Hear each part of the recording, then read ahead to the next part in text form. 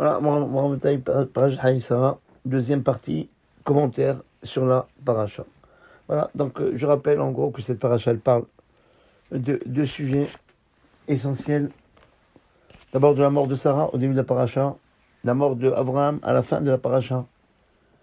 Et Abraham a vu comment on a voulu lui donner cadeau, mais il y a tellement de choses à prendre de ces deux sujets, le mariage de Yitzhak et la mort de Sarah, que Abraham Avinu, on a voulu lui donner cadeau le terrain. Et il n'a pas accepté. Il a dit non, pour ma femme, je suis prêt à payer. Il est prêt à payer pleinement le prix qu'il fallait, sans avoir une réduction. On va voir après, dans l'histoire d'Israël, pareil, pour Yerushalayim, c'était un champ que David Amelech il a acheté de Haravna, et il a voulu lui donner gratuit, cadeau, pour dire, aujourd'hui, même un petit terrain à Jérusalem, c'est très très cher. Voilà. Et il lui a voulu lui donner gratuit. Et à David Amelech, il a insisté, non, je vais payer, je vais pas avoir gratuit. Et pourquoi? On regardez que c'est bon. Et parce qu'il savait qu'à la fin des temps, ces deux villes, on va nous la contester, c'est pas à vous, vous êtes des voleurs de terrain, etc.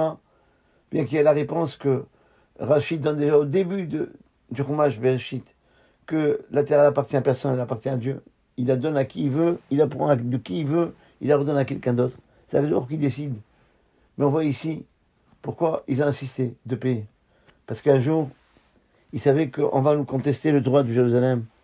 On va nous contester le droit de Hebron, la ville de Hebron, que je ne sais pas comment ça va se passer cette année, mais en tous les cas, chaque année, à Haïsara, la ville est ouverte à tous les Juifs. Les Juifs viennent de tout le monde, de partout, surtout d'Eretz Israël, mais même des gens qui viennent de tout le monde pour passer la parachat Haïsara. Tout le Hebron est ouvert ce Shabbat. Normalement, aux Juifs pour entrer dans tous les parties de Maharat Avarpela, comme ça arrive, je pense, la veille de Rosh Chodesh Elul, ça il faut savoir qu'on peut aller, tout est ouvert, on peut, il y a le couvre-feu, voilà, le Elul, la veille de Rosh Chodesh Elul, après Shabbat Haïsara, puisqu'on parle de Hebron, on nous donne le droit, on peut dire comme ça, d'être partout à Hebron. Les gens ils viennent, ils dorment dehors, etc., surveillés par les Chayalim, voilà, et la police. Après on a Chol HaMoed de Pessah et Chol HaMoed de Sukkot. C'est là où tout Hebron est ouvert. Bon, en tous les cas, pourquoi ils ont voulu payer? Parce qu'il y avait que un jour ou l'autre, à la fin des temps, ils vont nous contester le droit de Jérusalem. Ils vont nous contester le droit, ça ne nous appartient pas. Ils vont nous contester ces deux villes, Hebron et Yerushalayim. Après le pas qu'on conteste, vous voulez pas gratuit. Cadeau, tu peux venir, je vais reprendre mon cadeau. Non, même si ça ne se fait pas, dans tous les cas. Mais là, on a payé le prix. On a payé le prix pour montrer que ça nous appartient. Et quand même, ils nous contestent ce droit. Pour vous dire, moi, les Khamim, ils ont tout compris. Et que des fois, quand quelqu'un il parle, c'est pas lui qui parle, c'est le jour qui met les paroles. Je me rappelle, le jour où Rabin a été enterré, ils ont eu tous les présidents du monde pour venir, pour assister à son enterrement. Et voilà, et le président d'Amérique, il prend des États-Unis, il prend la parole et il termine pour faire entre guillemets l'intéressant. Je ne vais pas prendre parti en tout cas. Il termine son discours en disant deux mots, Shalom Chaver. Voilà. Et Shalom Chaver, c'est les deux mots qu'il a prononcés. Et à l'époque, je me rappelle, Rav Kadouri, il a dit regardez, il a dit ces mots-là, vous croyez que c'est pour rien? Ça fait jour qu'il a mis ces mots dans sa bouche. C'est quoi Shalom? La racine, c'est quoi? C'est Yerushalayim, la ville de Yerushalayim, qui est Shalem, qui est parfaite. Voilà. Il a dit Shalom. C'est Yerushalayim. Et Haber, c'est quoi? C'est la ville de Hebron. Voilà. Lui-même, il a reconnu qu'on a le droit sur Jérusalem et sur Hebron. Voilà. Ils ont voulu payer pour entrer. Non. Ils ont compris qu'à la fin de temps, on va nous contester. Et les votes, ils nous ont toujours protégés. Ils nous protègent toujours. Que Beth Hashem, que que tous les enfants reviennent dans leurs frontières, dans leur ville, dans leur pays, dans leur maison. Amen, Kenny Ratson. En tous les cas, voilà, on parle de Haïsara. Beaucoup de gens, on n'a pas le temps de parler de ça, ils demandent, mais pourquoi, à quoi ça sert aujourd'hui de parler de l'acquisition de Maharat Avarpela? Qu'est-ce qu'on apprend de là? Voilà, un enseignement Alors, on en met plusieurs enseignements. On n'a pas le temps de parler, mais je voulais parler un peu de quelque chose de plus gai du mariage de Yitzhak. Voilà, et la deuxième partie, c'est le mariage de Yitzhak. Mais on va parler d'un seul point, il y a tellement de choses à dire. Mais on va parler d'un seul point. Et il voit combien, pour vous démontrer combien d'un mot de Torah on apprend. Voilà, il voit comment cette fille-là, elle est discrète, la façon remarquable de se conduire. Il y a une analyse de toute la façon de se conduire de Rivka. Et il a voulu la prendre comme femme à Yitzhak. Pour Rivka, elle, de son côté, on peut parler d'un d'un miracle.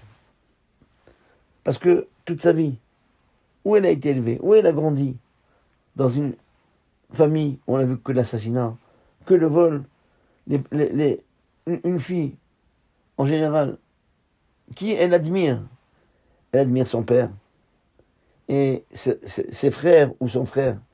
Et là, son père, c'est un pocheur, on va dire un assassin. Et ça c'est son père. Et son frère, c'est un roublard. Et comment elle a grandi comme ça. Et c'est vraiment, Keshoshana ben Achochim, comme ça on dit dans Shir HaShirim, elle était comme une rose parmi les épines. Et comme ça, il compare les Bnei Israël. On est comme Shoshana, on est comme une rose parmi les épines. Regardez, s'il n'y a pas la protection d'Hachem, comment on peut faire? On est Eretz Israël, ce pays-là. On est entouré de quoi? De 70 loups. Tous autour de nous. Il va nous exterminer. Il est avec nous. Il sera toujours avec nous, Ben Hachem. Il n'est lui à nous, il ne fait que surveiller les bénis Israël. Donc, revenons à Rivka. Son avenir, il est très. Il n'est pas clair. Comment elle va briller, une fille comme ça? Avec qui elle va se marier? Est-ce qu'on a un endroit de roublard, des gens tous assassins, des mauvaises midotes? Pas de mauvaises midotes. Enfin, ils se comportaient pas bien. Et là, il a l'occasion pour elle, rêver à jamais, de quitter la maison de ses parents. Et on aurait pu croire elle va faire tous les moyens, tous les efforts possibles, et tout la ishtadlout qu'on appelle ishtadlout, que du monde, de sortir de cette maison. Mais si on voit les petits détails, on voit que non. On est surpris. Comment elle se comporte? Faut dire comment Rivka Imenu était émette. Eliezer, il lui demande Ayesh bet avir makom lanu lanin. Est-ce qu'il y a un endroit dans la maison de ton père, un endroit pour dormir? Et elle répond on a de la paille, on a tout pour les animaux. Elle parlait même pour les animaux, pour dire c'est ça. Quelqu'un qui aime faire le chesed. Et on cherchait comme ça. Quelqu'un qui fait le chesed pour Yitzhak. Parce que Yitzhak, c'est le din, c'est la rigueur. Un mariage, c'est ça. Un mariage, c'est pas, comme ils pensent les Goïm, c'est pas l'égalité, c'est une complémentarité. À quelqu'un qui aime dépensier, on lui donne une femme mushrach, comme on dit chez nous. Une femme avare. Un homme qui est l'inverse. Quand la femme, elle tient à son argent, le mari, un jour, il fait que c'est des inverses. L'inverse, le mari, la femme. Mais il se complète. C'est ça que le jour il veut. Il fallait trouver une femme comme unité de rigueur. Il fallait trouver une femme qui fait du chesed, qui fait le bien. On a trouvé Rivka. Et que voilà, elle voulait se mettre au même niveau que son mari. Et je voudrais vous donner, pour commencer, ce beau pérouche, cette explication du Kliyaka, qui dit Vatipol me'al Gamal, que quand elle a vu Yitzhak, il est tombé du chameau. Il dit non, Gamal, c'est pas seulement un chameau. Vatipol me'al Gamal, ça veut dire, elle est tombée, c'est quoi Gamal? C'est Gmilut Chassadim, du Chesed. Elle est tombée, pourquoi? Parce qu'elle voulait se mettre au niveau de son mari. Quand on a un mariage, chacun doit se mettre au niveau de l'autre. Chacun, il doit reculer sur ses positions. Pas dire, moi je veux rester avec ma femme, je veux le chambaït, mais à condition que je commande. Non, ça n'existe pas. Ou l'inverse, que la femme elle veut tout commander. Elle étouffe son mari. Il y a des femmes comme ça. Voilà. Il y a des femmes que quand ils sortent, ils veulent étouffer leur mari. Et le mari mouchkine, quand il sort dans la rue, il commence à chanter cette chanson que je connaissais à l'époque, avant de faire Chouva. Bon, c'est pas... Ouais, il faut dire comment on était.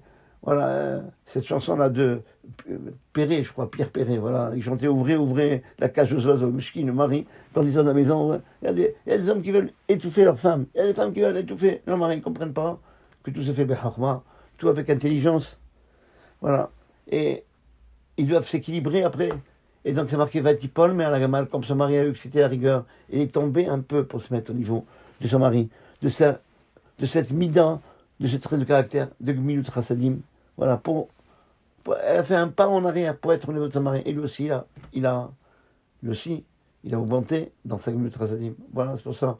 Quand c'est pas une femme comme Yitzhak, la rigueur, non. Lui, il est rigueur, on lui cherche une femme qui fait du chesed, l'inverse de la rigueur. Une femme qui ressemble à Abraham Avinu. Voilà. C'est l'inverse du couple, si vous voyez, on analyse un peu, on n'a pas le temps, de Abraham et Sarah. Abraham, il c'est chesed total. Et Sarah, c'est qui prend la décision, qui dit à son mari, Garesh Tamazat.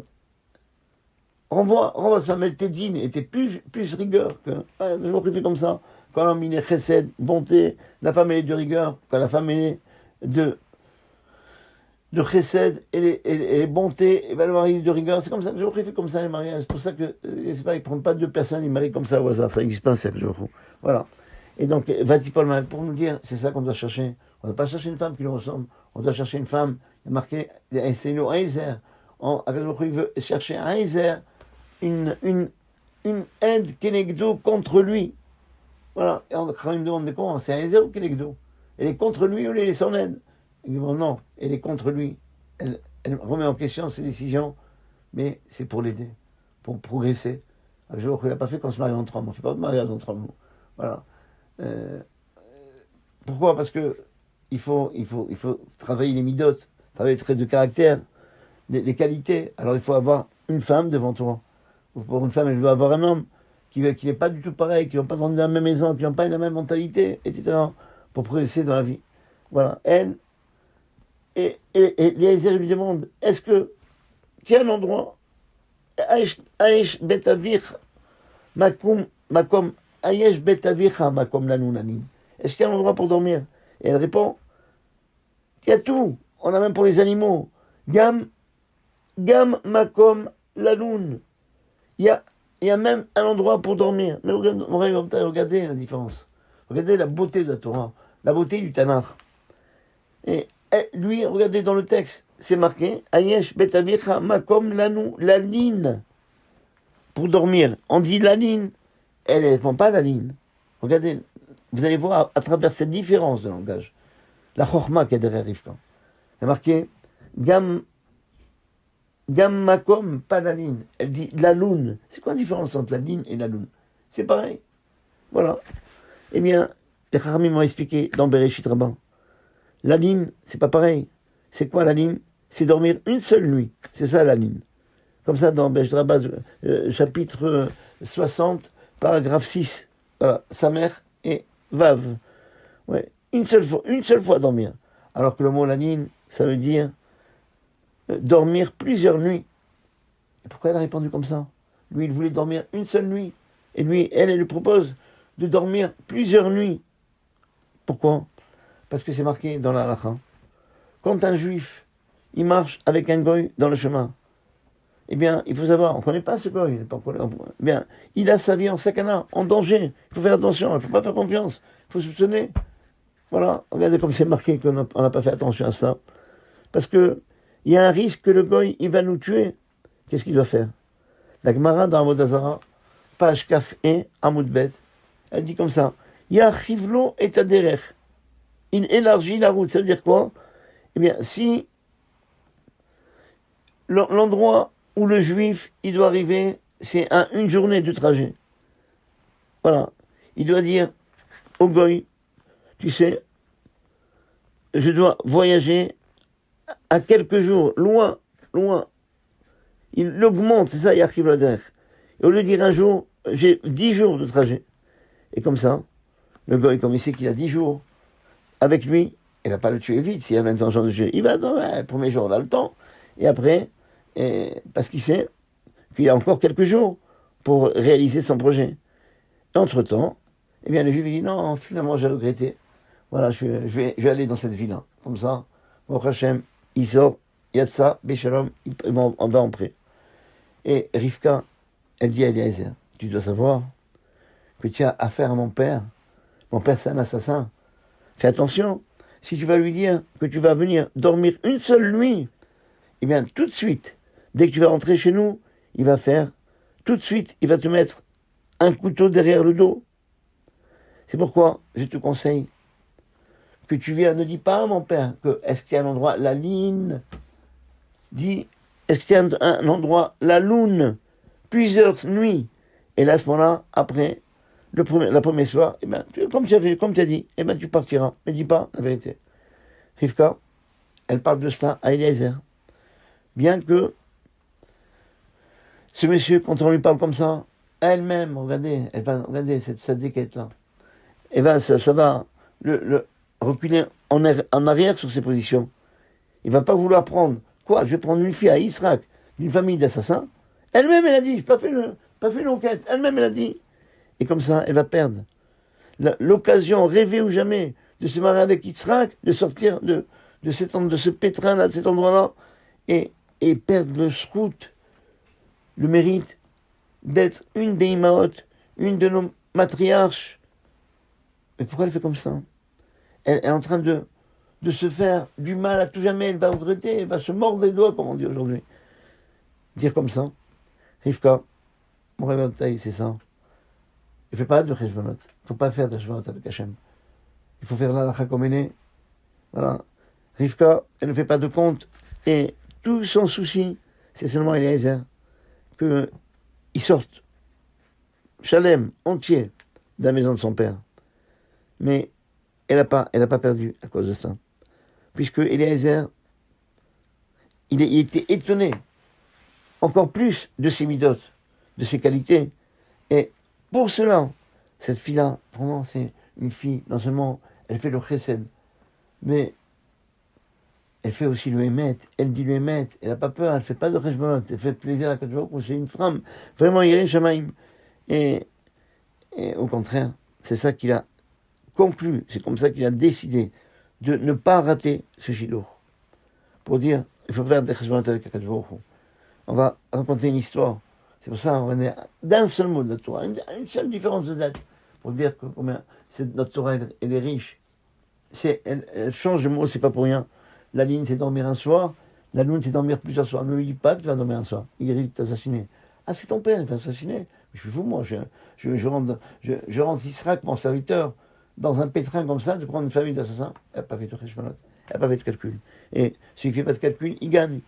On raconte mon Rav d'Arav qu'on a connu pour une partie, pas tout le monde, Rabbi Yitzhak Weiss, qui a écrit le Milchat Yitzhak, un des Dayanim de Yerushalayim, de la Badat sur Yerushalayim.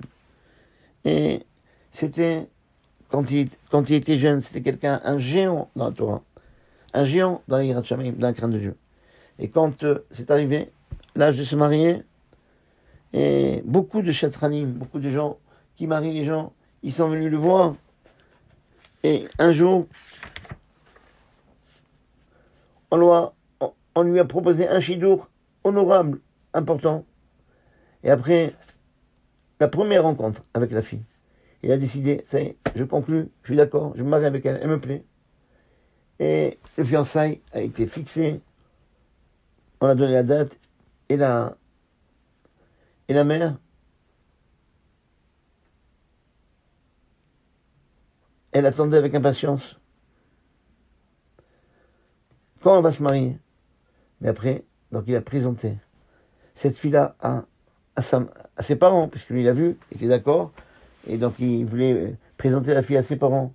Et quand la mère de Rav Weiss, elle a vu sa future belle-fille, elle est devenue folle. La fille, elle a vu son visage, et était pleine de plaques blanches. Elle avait une maladie de la peau. Elle souffrait d'une maladie de la peau. Et la mère, elle a voulu annuler tout de suite le mariage, en disant, c'est vrai que cette fille-là, elle a des midotovot, elle a des bonnes qualités, mais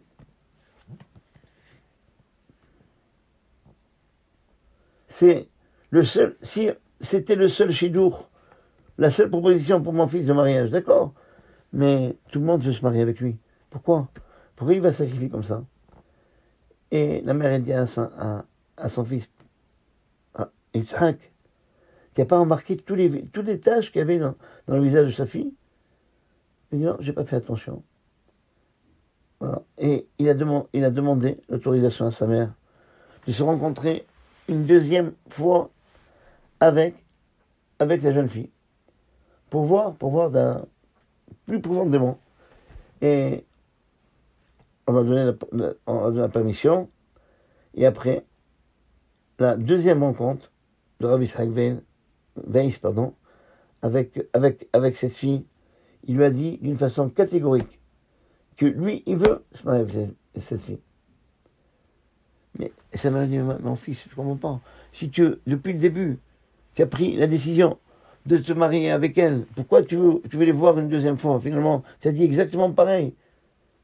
Alors, Rabbi Yitzhak Weiss, il répond à sa mère, cette réponse merveilleuse. Il lui dit, personne ne peut faire comme ça aujourd'hui. C'est comme ça que les Gdoulé Israël, ils poussent, les grands d'Israël, ils poussent. Il lui dit, voilà, je dis la vérité.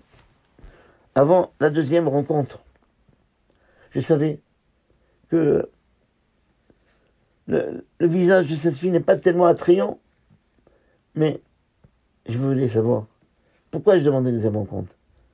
Pour moi, savoir, est-ce que son visage, elle a un visage tellement vilain, et là, à ce moment-là, si elle n'est pas tellement vilaine, eh bien, j'annule le mariage parce que ma mère, elle veut pas.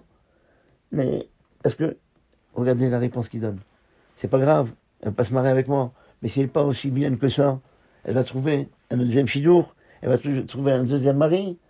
Mais maintenant, j'ai vu, comme la pauvre, combien elle a le visage esquinté par les tâches qu'elle a.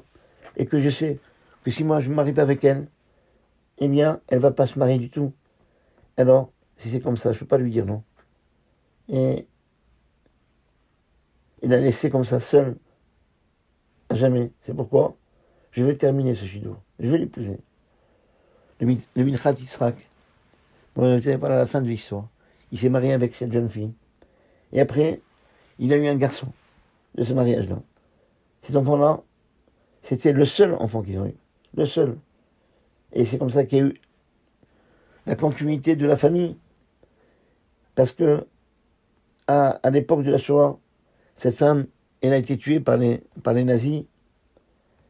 Eh bien, que après la guerre, Rabbi Yitzhak Weiss, il s'est marié avec encore deux femmes, pas au même moment. Ouais. Eh bien, il n'a pas eu aucun zéra, aucune descendance de ces deux mariages qu'il a eu après. Et là, il a dit, le Minchat Yitzhak, il dit, regardez, que à quel jour il m'a montré que suivant le naturellement, eh bien, je ne pouvais pas avoir d'enfant. Je ne pouvais pas avoir d'enfant. Et parce que seulement, j'ai fait un vitour, j'ai renoncé. J'ai dit, c'est pas grave, je l'épouse. Je peux faire avec elle la mise de Péré Véribien, avoir d'enfants, c'est pas grave. Je ne vois pas ses défauts. Je vois les qualités qu'elle a. Le Chesed et Midot. Eh bien, parce que moi, j'ai renoncé à ma part. J'ai pas dit non, c'est pas pour moi. Moi, je suis un jeune de la Torah. Je vais trouver une blonde aux yeux bleus. Je sais pas si blonde c'est plus beau, mais je sais pas. Il y a certains pour certains. En tous les cas, moi, je trouvais une belle fille. Non, parce que j'ai renoncé. J'ai été prêt à la prendre comme femme. Eh bien, cet enfant-là que j'ai organisé, je l'ai deux fois après. Je n'ai pas eu d'enfant. Cet enfant-là, c'est une matana. C'est un cadeau. C'est pas naturel. Pourquoi? C'est pour savoir, montrer à l'homme. Quand quelqu'un il fait maasetov, il fait une bonne action, il ne fait pas de calcul, il fait une bonne action, je ne suis pas un calculateur, je dis ce qu'il y a, je fais plaisir à Kadosh Baruch Hu. Eh bien, il va pas perdre. Et au contraire, il va avoir un bon sachar, une grande récompense. Regardez toute la continuité. Il a épousé deux femmes. Le problème, c'est pas des deux femmes qui sont venues après, c'est de lui. Il n'y a pas eu d'enfant. Pas eu d'enfant. Le seul enfant qu'il a.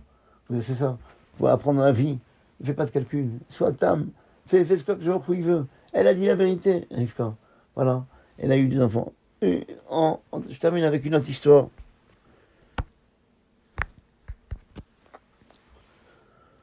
Voilà. Et pour comprendre cette histoire-là, on va faire une petite agdama, une petite introduction d'Agmara. On voit dans Baba Kama, Davsadi, Dalet, Amoudbet, 94, Folio B, dans Baba Kama. Donc on voit une takana, une institution que les Khamim ont fait, que Rabbi a fait, qui s'appelle Takanat Hashavim. C'est une institution pour ne pas fermer la porte devant ceux qui veulent faire tchouva. De quoi il s'agit? Cette takana-là, cette institution-là, elle parle du cas, il s'agit du cas où dans la ville, il y a un voleur mais connu, qu'il a volé plusieurs gens.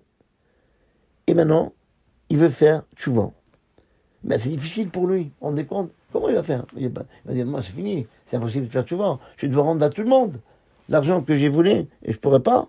Eh bien, il faut, et c'est quelqu'un, un voleur un voleur pro. Eh bien, comment je vais faire?